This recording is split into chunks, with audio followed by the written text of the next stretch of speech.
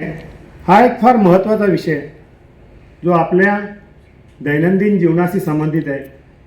जे पण विद्युत प्रवाहावर काम करतात 230 व्होल्ट आणि 440 व्होल्टशी ज्यांचा संबंध येतो त्या सर्वांसाठी आजचा जो विषय फार महत्त्वाचा आहे. मित्रांनो, आपण आपल्या प्रियजनांसाठी काम करतो. आपलं संपूर्ण कुटुंब आपल्यावर निर्भर असतं. आपल्या एका चुकीमुळे, आपल्या एका दुर्लक्षामुळे किंवा आपल्या कॅज्युअलनेसमुळे एक अपघात होऊ शकतो. मला आज आठवण येते की नुकताच 4 महिन्यापूर्वी फार म्हणजे विचित्र घटना घडली. म्हणजे अशी घटना का घडली, मी 2 दिवस झोपू शकलो नाही. गुरुदेव हॉटेलला स्ट्रीट लाईट पोलला फक्त फिटिंग चेंज करायची होती. फिटिंग चेंज करण्याचं काम चालू होतं आणि आमचे काय नाव चौधरी हुशार वायरमन ठेकेदारांचे, ते नुसतं त्या ठेकेदारासाठी नाही तर शहराच्या इतर भागासाठी सुद्धा काम करायचे. मला नेहमी फोन करून सांगायचे, सर इकडे हा प्रॉब्लेम होतो आहे, यावर तुम्ही लक्ष द्या. असे हुशार वायरमन त्या जी गाडी होती त्या गाडीला टेकून असे उभे होते आणि त्या गाडीचा बूम फिरला आणि एस टी लाईनच्या कॉन्टॅक्टमध्ये आला. ती गाडी पूर्ण चार्ज झाली आणि ऑन स्पॉट हा माणूस गेला.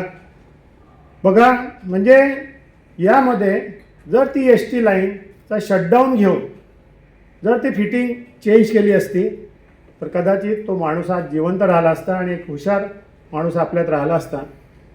तर माझ्या सर्वांना हेच सांगणं आहे, मी मगाशी पण तुम्हाला हेच सांगितलं की प्रत्येक वायरमनकडे एक किट असणं आवश्यक आहे.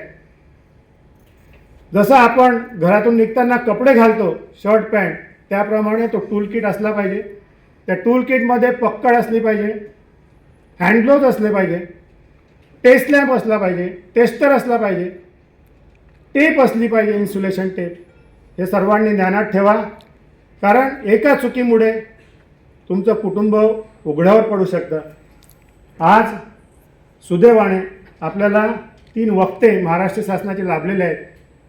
ते नेहमी याच विद्युत घटना ज्या घडतात, जे ॲक्सिडेंट होतात, अपघात होतात, त्याचं ते ॲनालिसिस करतात, त्यावर ते केस स्टडी करतात, कोर्टमध्ये पण त्याचं सादरीकरण करतात. विविध अपघात अशा पद्धतीने होतात आणि आपण विचार पण करू शकत नाही, अशा पद्धतीने कधी कधी अपघात होतात.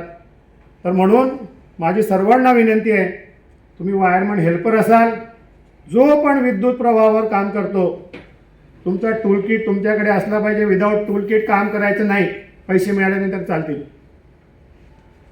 आलं का लक्षात? आवाज.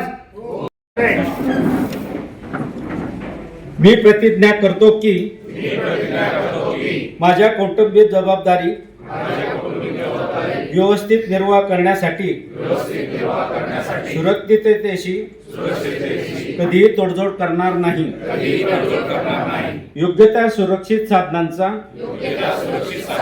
नेहमी वापर करून तसेच सुरक्षिततेविषयी सर्व नियम पाळून सदा सर्वदा सुरक्षित काम करेन व माझ्या सहकार्यांकडून सुरक्षितपणे काम करून घेईल. ग्राहकांच्या तक्रारीची ताबडतोब दखल घेऊन त्यांच्या सुरक्षिततेची काळजी घेईल. माझ्या कंपनीची प्रतिमा उत्तम उज्ज्वल करण्याचा प्रयत्न करेल. उत्तम उज्ज्वल करण्याचा प्रयत्न करेल.